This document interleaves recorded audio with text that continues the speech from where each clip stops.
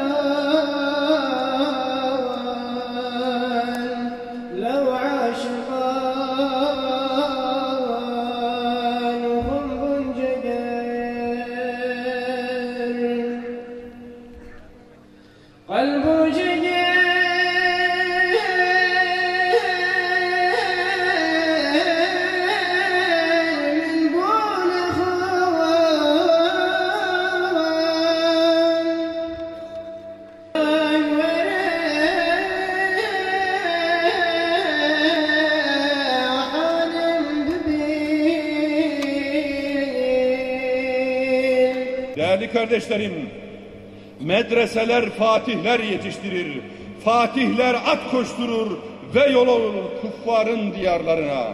İslam'ın izzetini ve İslam'ın doğru öğretisini aktarır ve anlatırlar çeşitli beldelere. Orada açılır medreseler, orada okunur Allah'ın kitabı, Hazreti Muhammed Mustafa sallallahu aleyhi ve sellemin sünneti. Peygamberimiz sallallahu aleyhi ve sellem, ben dünyadan her fani gibi göç edeceğim, göç ediyorum ama size iki şey bırakıyorum. Ona sımsıkı sarıldığınız müddetçe asla tefrikaya düşmezsiniz, asla ayrılığa düşmezsiniz, asla delalete düşmezsiniz. O bırakmış olduğum şey Allah'ın kitabı Kur'an-ı Kerim ve benim sünnetimdir diyor. İşte Allah'ın kitabını aktaracak Hazreti Muhammed Mustafa sallallahu aleyhi ve sellemin sünnetini aktaracak olan da burada yetişen ilmiyle amil gençlerimiz, müderrislerimiz, öğrencilerimizdir.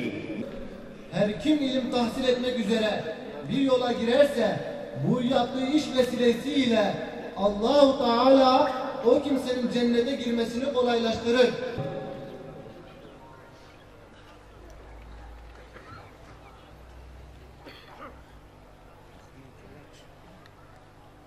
Bismillahirrahmanirrahim. Elhamdülillahi'llezî ersele rusulen vasfafel enbiyâ ve ceale lehum vereseten minel ulemâ ve ceale fadlahum alel âlemîne kefadli'ş-şemsi alen nucûmi fi's-semâ. Vessalâtu vesselâmu alâ men erselehullâhu bil-mehaccetil beydâ. Seyyidina Muhammedin sallallahu teala aleyhi ve selleme tacil evliyâi ve usvetil ulemâ.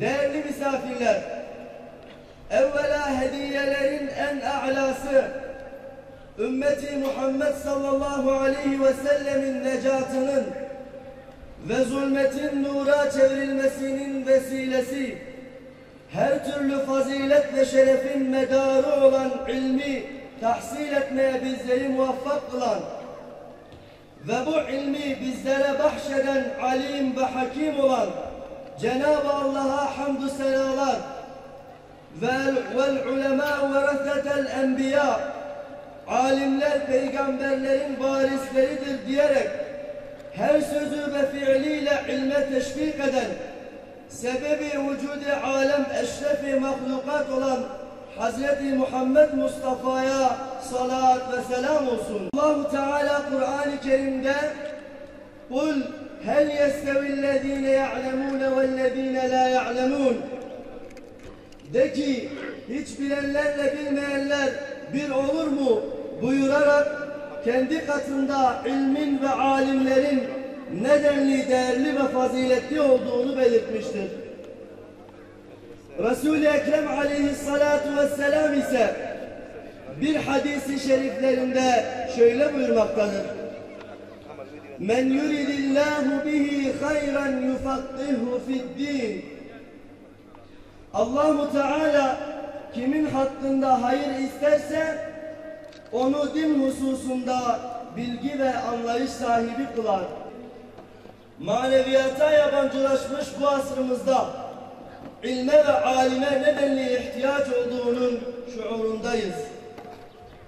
Kendimizi bu kutlu yola adayanlar olarak bu mübarek medreselerde elde ettiğimizi imkan dahilinde neşretmeye ve üstadlarımızın çizmiş oldukları yolda sabır ve sebatla bütün benliğimizle imana ve Kur'an'a hizmet edeceğimize siz pek değerli Hazirun'un huzurunda söz veriyor ve Rabbimizden bizleri vermiş olduğumuz bu sözde muvaffak eylemesini diliyoruz. Bismillahirrahmanirrahim. Elhamdülillahi Rabbil alemin.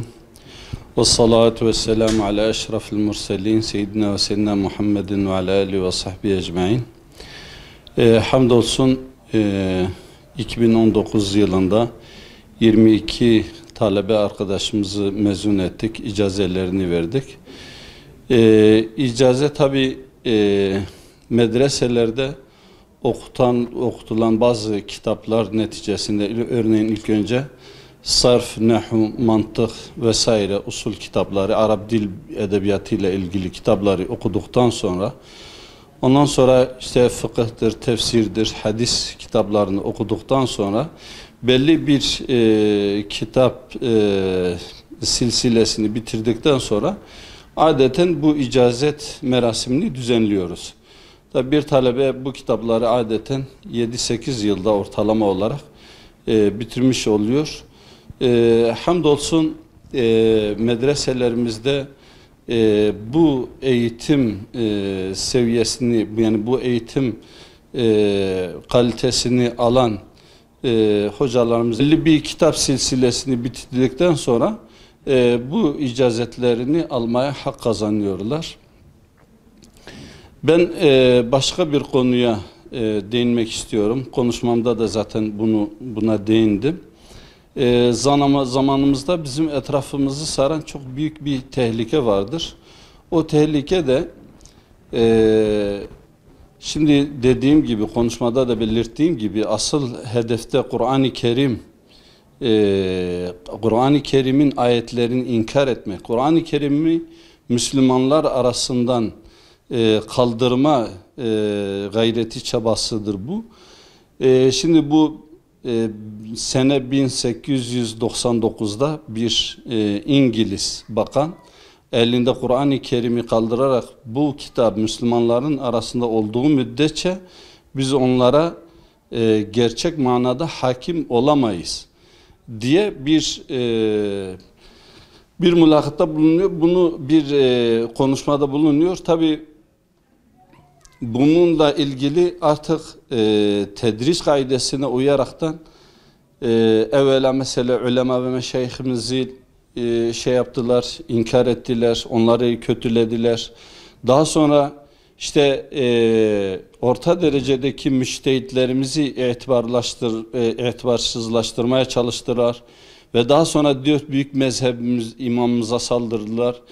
Ve şu anda çok kere siz de duyuyorsunuz. İşte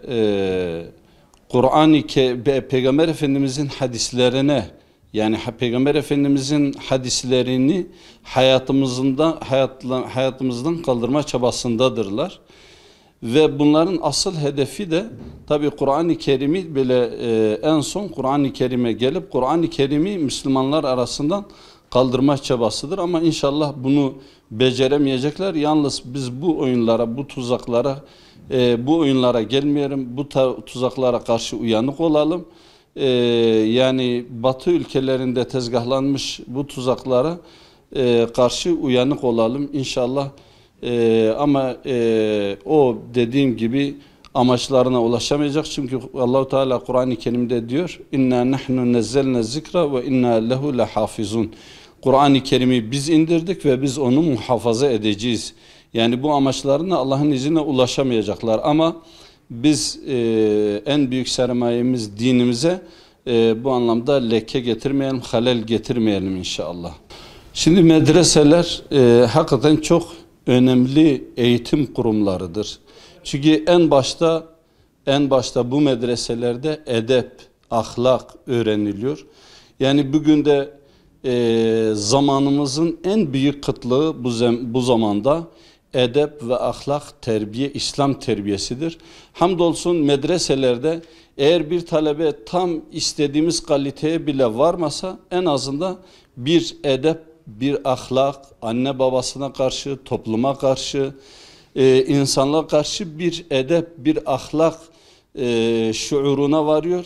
En büyük belki medreselerde bu zamanda en büyük sermayelerden bir tanesi de odur. Yani o edep ve ahlaktır.